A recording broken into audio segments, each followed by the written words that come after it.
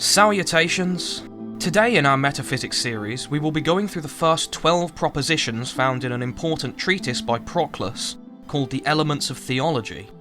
These propositions serve to demonstrate that there is a one itself and a good itself, and that these are the same one thing, or monad. Proclus was a late Neoplatonist, living in a time when most of the people in the Roman Empire were Christians, and his works are some of the last developments in Neoplatonic philosophy that survive.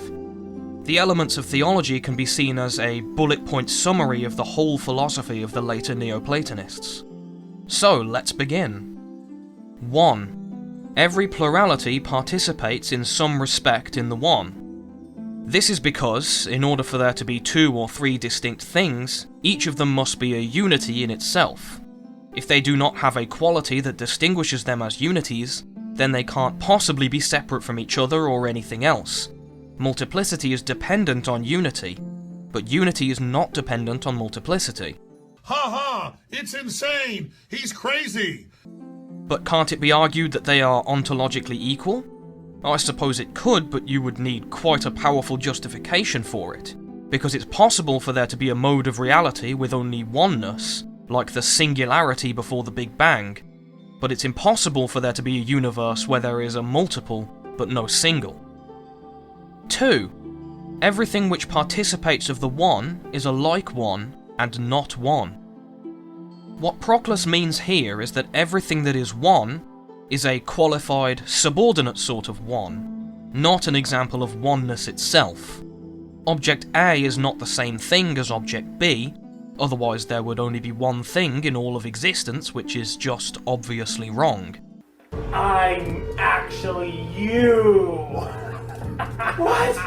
So A and B have a different unity from each other, and from unity itself. 3. Everything which becomes one does so by participating in the one, and is one only insofar as it participates in the one. This is the most basic expression of the principle of participation. This is the only complete and reasonable solution to the problem of universals, which addresses all ancillary issues that arise from it. In short, this is the essence of realism. 4. Everything which is united is different from the one itself. Things that are united are composed of parts or have multiple elements, meaning they are not one thing in the true sense. The one itself must have no parts, constituent elements, or aspects. 5.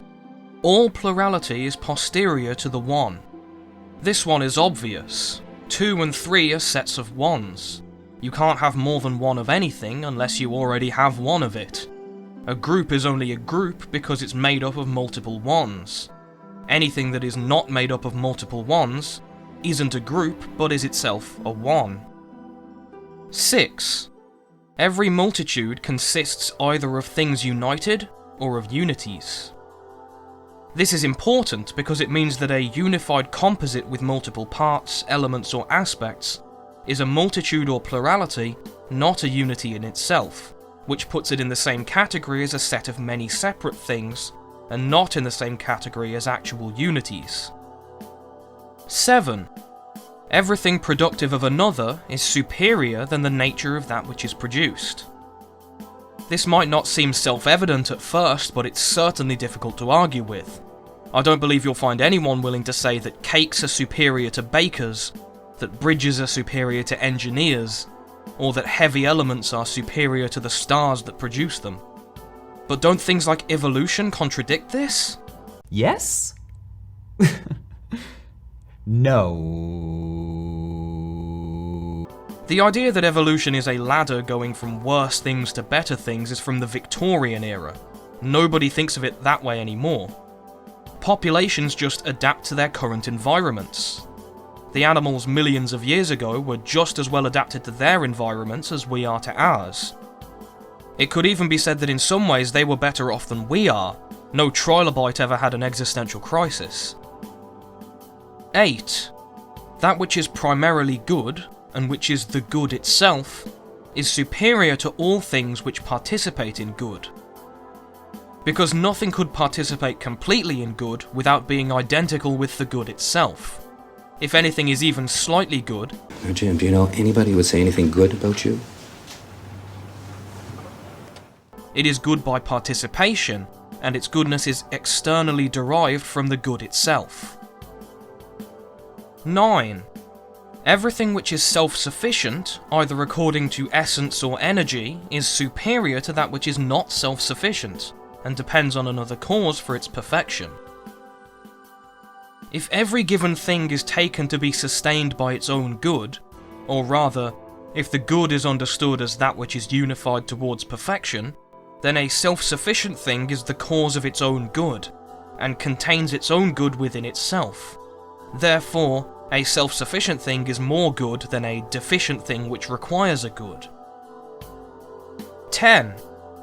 Everything which is self-sufficient is inferior to that which is simply good. This is a weird one. Something self-sufficient is something that has needs but fulfills them in itself. Something that is simply good, that being the good itself, has no needs at all, fulfilled or otherwise. In the former, the process of self-realization is perfect, but in the latter it is entirely unnecessary. 11. All beings proceed from one first cause. This follows naturally from the first 5 propositions, no further argument is needed. But if you want one anyway, you can go back to my earlier metaphysics video regarding the monad, which went through a simple version of the argument from motion, as per Aristotle and Aquinas. 12. The principle and first cause of all beings is the good itself. This is the ultimate conclusion of the previous propositions. If the generator is superior to the generation, and there is one prime generator, even of things self-sufficient as they are dependent on an underlying unity for their multiplicity, then the one and the good are the same thing. If you would like to go more in depth, I have left a link in the description to an online version of the book containing Proclus's own explanations for each proposition and 199 other propositions that summarise the philosophy of the later Neoplatonists. Thanks for watching and have a nice day.